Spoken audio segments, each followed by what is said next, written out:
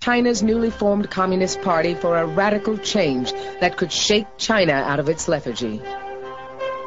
Starting in Shanghai, the Communists attempted to stir up the city's factory workers. But they were savagely suppressed by Chiang Kai-shek's forces.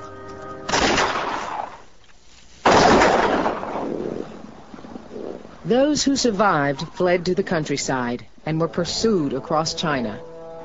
80,000 set out on what came to be called the Long March. Fewer than 8,000 survived. From their camp in the caves of Yan'an, their leader Mao Zedong planned a new kind of revolution that would spring from the countryside rather than from the workers in the cities.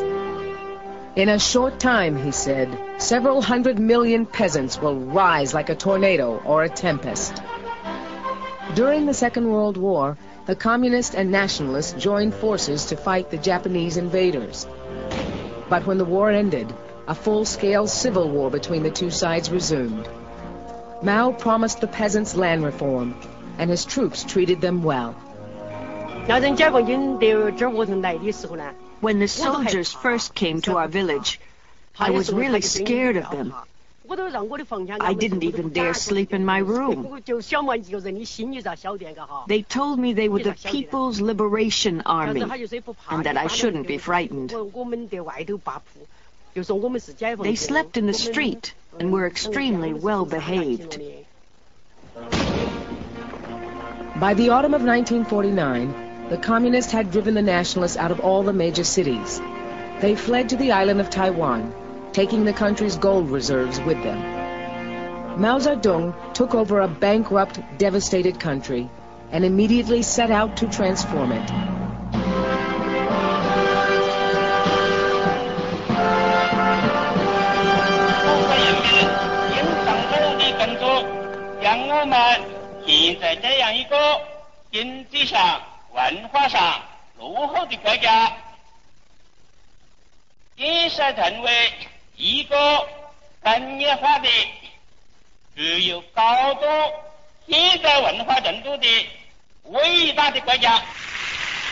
Mao now held more power than any leader since the emperors. He promised a China that could stand on its own feet alongside the other world powers.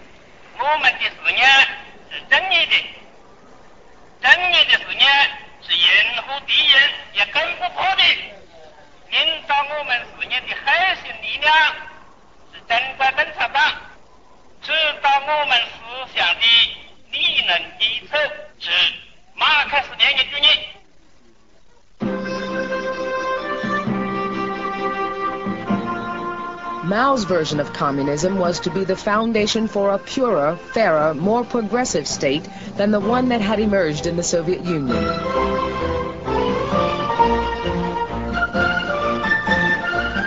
It was to be a revolution in which the peasants were to take the leading role.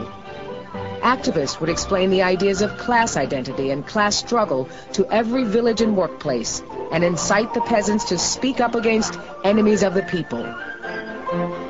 Chinese were now bombarded with propaganda. Traveling projection teams took films to the remotest areas, bringing the message of active socialism.